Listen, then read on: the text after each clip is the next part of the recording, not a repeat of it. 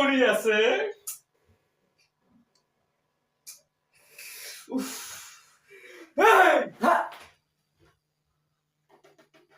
কি হলে ইমান এটা ধুনীয়া সপোন দেখি আছিলো সপোন দেখে তাই কেইটা বজিল চাইছা কেইটা বজিল চাইছা এতিয়া ৰাতিপুৱাই নাই তাৰ